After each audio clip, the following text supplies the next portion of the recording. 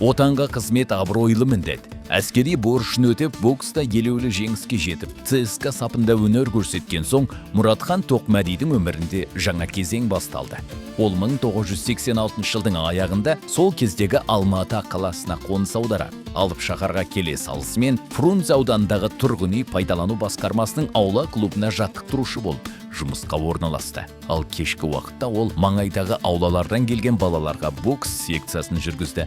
Жастарды тәртіпке, төзімділікке, қарсыласқа құрметпен қарауды үйретті. Мұнымен қоса ерлерге тән рухты шыңдады. Мұратхан әйелі мен балаларын асырау үшін түрлі жұмыс істеуге тура келді. Тіпті күндіз аула сыпырушы болып істеді. Сонымен қатар Алматының сәулет құрылысы институтының сырттай бөлімінде инженер құрылысшы мамандығы бойынша білім алды. Бұл қым-қуыт, тоқтаусыз өтіп жатқан уақыт еді. Бұл кезең кейіпкерімізден жинақылықты талап етті. Бәлкім осы қасиетінің арқасында болар оны үлгі тұтып өнеге алмаққа талай бала келді.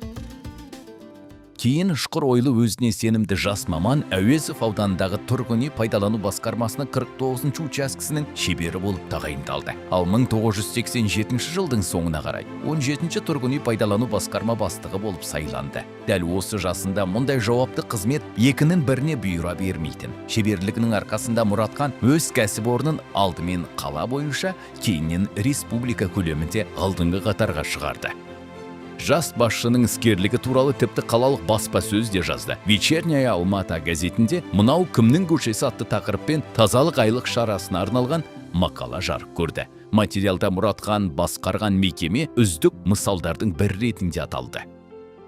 Жас басшының кәсіби жетістіктері қалалық деңгейде назардан тыс қалған жоқ. Осылайша Тоқмәди Алматы қаласының Әуезов ауданындағы нөмірі 22-ші ғимараттарды пайдалану дирекциясының директоры болып тағайындалды. Сол кезде оның жасы небәрі 23-те еді. Кейін ол Алматы қалалық атқару комитетінің тұрғын үй коммуналдық шаруашылық бөліміне қызметке шақырту алды. На тот момент руководителем города был Заманбек Нуркадилов. И он заметил Мұратхана как молодого специалиста, способного, и пригласил в жилищно-коммунальное хозяйство при горисполкоме. Как раз на тот момент он закончил архитектурно-строительный институт, и как раз по его специальности это было направление.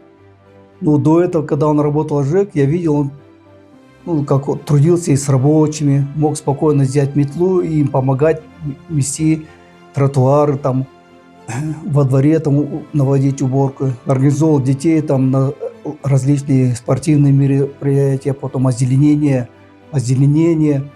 определенных участков, школ, там, я не знаю, детских садов и тому подобное. 1990 жылдардың басында оның мүмкіндіктері аудандық шаруашылық шеңберінен асып түсті. Ол басқарудың, адамдармен қарым-қатынас құрудың өзіндік үлгісін көрсетті. Тәртіп пен жауапкершілікті басты орынға қойып, нәтижені қағаз жүзінде емес, шынайы өмірде көре білді. Мұның бәрі келесі қадамға берік негіз болды. 1993 жылы Мұратхан Тоқмәдиді қазақ-австриялық бірлескен рахат кәсіпорнын жұмысқа шақырды. Бұл енді жаңа деңгей еді. Қалалық шаруашылық жүйесінен ауқымды экономикаға көшу тәртіп пен еңбекқорлықты аздық етеді. Мұнда ауқымды ойлау қабілеті қажет ақ. Шеберлігінің арқасында ол компанияның вице-президенті қызметіне дейін көтерілді. С Мұратханом Тоқмәди меня познакомил мой друг, сокурсник по Алматинскому институту народного хозяйства Жулбарисов Жанбулат. Это произошло в 1995 году после открытия пятизвездочной гостиницы «Рахат Палас» в Алматы. Он познакомил меня с Мұратханом и сказал, что он известный боксер, чемпион страны, победитель боя в матче боксеров Казахстана против США. И сказал такие пророческие слова, что скоро у нас будет очень много работы, ты будешь пахать в офисе, а Мұратхану предстоит обеспечивать охрану и безопасность объектов бизнеса по всему городу. Мне думается, что Мұратхану есть за что поблагодарить этот период своей жизни, потому что была так называемая большая насмотренность, и он получил, я думаю, большой опыт ведения разного бизнеса. По крайней мере, он все это видел.